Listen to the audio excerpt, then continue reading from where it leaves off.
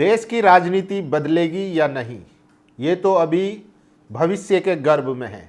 लेकिन महाराष्ट्र में हुए लोकल बॉडी चुनाव के नतीजों ने एक नया समीकरण खड़ा कर दिया है, एक नया डिस्कोर्स खड़ा कर दिया है। महाराष्ट्र के मराठा के बड़े नेता जरांगे पाटिल ने कहा है, अगर दलित, मुस्लिम और मराठा एक साथ आ जाता है तो तमाम पार्टियां जो है वो उड़ जाएंगी, ख़त्म हो जाएंगी। सोचिए, क्या महाराष्ट्र में एक नए राजनीतिक समीकरण की शुरुआत हो चुकी है?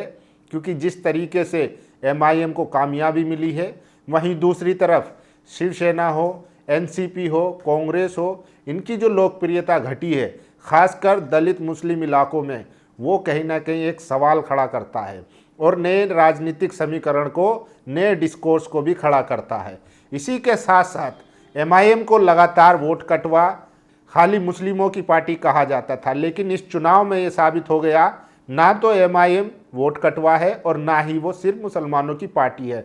मैं ये क्यों कह रहा हूँ? क्योंकि नतीजे जो हैं वो कुछ और कह रहे हैं।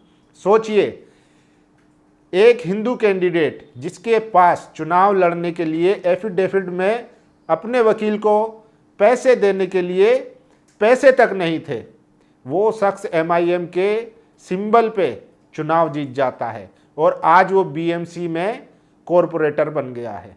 इसके अलावा और कितने SC और ST समाज से जीते हैं वो भी बताऊंगा। आदाब, नमस्कार, मैं फैसल और आप देख रहे हैं नेशनल दस्तक। तो सबसे पहले बात करते हैं महाराष्ट्र के लोकल चुनाव की, जहां पर MIM ने सबको चौंका दिया। हमने लगातार आपको खबरें भी दिखाई कि किस तरीके से 29 महानगर पालिकाओं में से सिर्फ 14 महानगर पालिका में MIM अपने उम्मीदवार उतारती है। लगभग आधी महानगर पालिकाएं वो में चुनाव लड़ती है, उसमें भी लिमिटेड सीटों पर चुनाव लड़ती है। उसके बावजूद भी 125 प्लस सीटें आती है।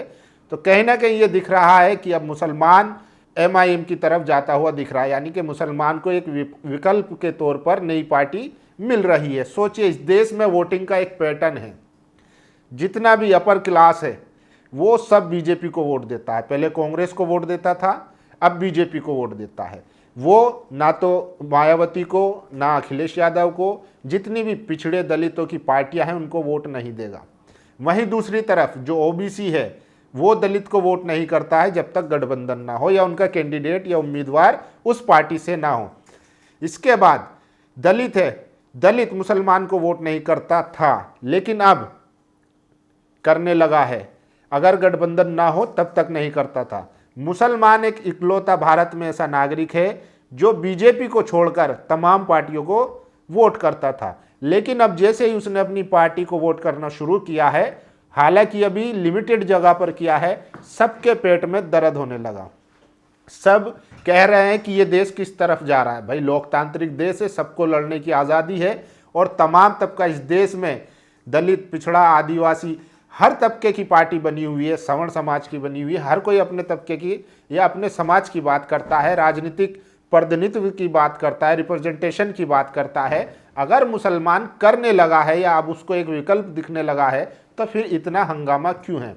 BJP महाराष्ट्र के महानगर पालिका चुनाव में लगभग 1300 से ज़्यादा सीटें जीतती है। इस पर कोई चर्चा नहीं होती है। इस पर ना तो हिंदू के ध्रुवीकरण की बात होती है, लेकिन जैसे ही MIM जीतती है सबके पेट में दर्द होना शुरू हो जाता है। लेकिन उन लोगों के लिए जवाब ये नतीजे है, जहां पर 6 जो है दलित, बौद्ध और आदिवासी और हिंदू, जो 6 उम्मीदवार जीते हैं MIM के टिकट पर, ये उसका जवाब है। देखिए, सबसे पहले इनसे मिलिए, ये हैं विजय उबावले। इनके पास पर्चा भरने को भी नहीं थे रुपए। ओवैसी ने बदली किस्मत, मिली MIM के इकलौते हिंदू पार्षद विजय उबावले से। मैं ये खबर आपको बता देता हूँ, ये पैसे से शिक्षक हैं, पढ़ाते हैं, टीचर हैं और कोचिंग देते हैं, लेकिन ये ओवैसी से इतने मुतासिर हुए, इन्फ्लुएंस हुए, क्योंकि ओवैसी की जितनी पकड़ संविधान पे है शायद ही आज के दौर में किसी नेता की हो, क्योंकि वो जिस तरीके से, चाहे डिबेट हो, अपने भाषण हो, लगातार पॉइंट टू पॉइंट एकदम हर बात का जवाब उनके पास रहता है। उनसे इतने इन्फ्लुएंस हुए कि इनका जो है राजनीति में आने का मन किया और अब फिर इन्होंने चुनाव लड़ा और चुनाव लड़ने के बाद ये बीएमसी में कामयाबी हासिल कर चुके हैं। सोचिए, इनकी कहानी समझिए। पैसे से शिक्षक हैं, बच्चों को पढ़ाते हैं और इनको चुनाव लड़वाने वाले वो अतीक सर हैं जो गोवंडी मानखुर्द शिवाजी नगर में गोवंडी में अबू आसिम आजमी के सामने चुनाव लड़े थे और मात्र 11,000 वोटों से वो चुनाव हार गए थे। विजय उबावले निजी कोचिंग कक्षाओं में गणित पढ़ाते और 2024 के राज्य विधानसभा चुनाव के दौरान एमआईएम में शामिल हुए थे।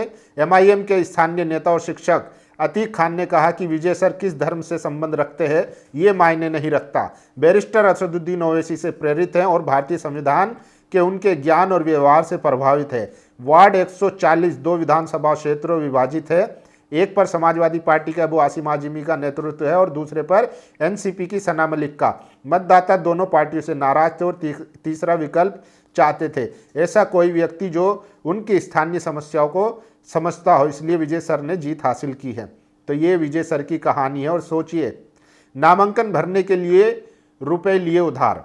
सूत्रों की माने तो विजय उबावले जब एफिडेविट बनाने के लिए गए तब उनके पास एडवोकेट की फीस देने के लिए 3,000 रुपये नहीं थे, जिससे उन्होंने एडवोकेट से उधारी में काम करवाया। ये घटना उनके सादगीपूर्ण और लो प्रोफाइल व्यक्तित्व को दर्शाती है। सोचिए, एक शिक्षक जिसके पास एफिडेविट जमा करने के पैसे नहीं थे, एमआईएम उसे टिकट देती है, ओवैसी उसे टिकट देते हैं और वो जीतकर बीएमसी के सदन में जाता है। तो ये जो बार बार लगातार प्रोपेगेंडा फैलाया जा रहा है वो सब अब विफल हो रहा है। और सोचिए, बाकी उन 6 लोगों के बारे में भी जान लीजिए जो एमआईएम के सिंबल से पतंग से जीतकर आए हैं और किस तरीके से उनकी चर्चा है पूरे महाराष्ट्र में। जिस तरीके से लगातार टीवी डिबेट हो या हर जगह कि ओवैसी का जीतना, ओवैसी का पार्टी का ग्राफ बढ़ना ये देश के लिए खतरा है। शिंदे साहब कह चुके हैं क्यों खतरा है भाई, वो भी तो देश के नागरिक हैं और देश की पार्टी है और भारत का संविधान सबको चुनाव लड़ने की आज़ादी देता है। आपके लोग आपको वोट करते हैं, अब उनको भी लोग वोट कर रहे हैं, तो इसमें इतना परेशान होने की क्या ज़रूरत है। सोचिए, ऑल इंडिया मजलिस इत्तेहादुल मुस्लिमीन ने 2026 के महाराष्ट्र नगर निकाय चुनाव में अब तक का सर्वश्रेष्ठ प्रदर्शन दर्ज करते हुए शहरी राजनीति में मजबूती दर्ज कराई है। पार्टी ने एशिया की सबसे अमीर नगर निकाय बीएमसी में पहली बार जीत दर्ज की। वहीं 3 नगर निगमों में एमआईएम के टिकट पर 6 हिंदू और बौद्ध उम्मीदवारों ने जीत ने राजनीतिक हलकों में खास चर्चा पैदा करती है। नगर निगम चुनाव की सबसे अहम बात यह रही कि एमआईएम की जीत केवल मुस्लिम बहुल इलाकों तक सीमित नहीं रही। छत्रपति संभाजी नगर, नागपुर और मुंबई, इन 3 नगर निगमों में एमआईएम के टिकट पर 6 हिंदू और बौद्ध उम्मीदवार विजयी हुए हैं, जो पार्टी के बढ़ते सामाजिक दायरे और समर्थन को दर्शाता है। कहाँ से जीते वो भी सुन लीजिए। संभाजी नगर औरंगाबाद से 32 से 33 सीट जीतकर बीजेपी के बाद दूसरा स्थान हासिल किया। यहाँ काका साहेब काकड़े एससी समाज से आते हैं, हमने पहले भी इनकी खबर आपको दिखाई। वहीं दूसरी तरफ अशोक हिरवाले और विजय श्री जाधव विजयी रहे। ये शहर एमआईएम की जय भीम जय मीम राजनीति को उल्लेखित करता है।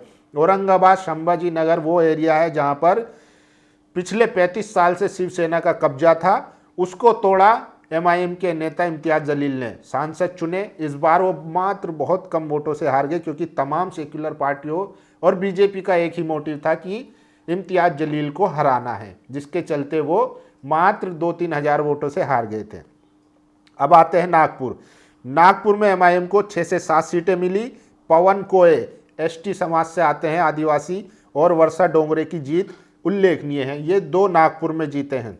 वहीं दूसरी तरफ एमआईएम ने 4 से 8 सीट जीतकर पहली बार बीएमसी में खाता खोला। गोवंडी शिवाजी नगर से विजय उबावले, जो दलित समुदाय से आते हैं और पैसे से शिक्षाविद है, की जीत खास रही है। तो ये वो उम्मीदवार हैं, एक दलित समाज से हैं, आदिवासी समाज से हैं और हिंदू समाज से भी हैं, ओबीसी समाज से भी हैं। तो ऐसा नहीं है कि सिर्फ एमआईएम मुसलमानों की पार्टी है, लोग जो हैं और तबके के भी जीत रहे हैं। तो ये बात भी और ये टेक भी ख़त्म हो जाता है कि ओवैसी की पार्टी सिर्फ मुसलमानों की पार्टी है। इसीलिए मैं कह रहा हूँ, या जो मराठा रिजर्वेशन के चेहरा हैं, मराठी के सबसे बड़े एक्टिविस्ट हैं, नेता हैं, जो अपने आरक्षण की मांग कर रहे हैं, जरांगे पाटिल, वो इसीलिए कह रहे हैं। एमआईएम की एक पत्रकार ने सवाल पूछा कि एमआईएम ने काफ़ी सीटें जीती हैं, आप क्या कहेंगे? उन्होंने कहा दलित मुस्लिम मराठी अगर एक साथ आ जाएं तो सभी पार्टियां खत्म हो जाएंगी। ये जरांगे पाटिल साहब हैं जो आरक्षण को लेकर लगातार महाराष्ट्र में आंदोलन कर रहे हैं पिछले कई सालों से।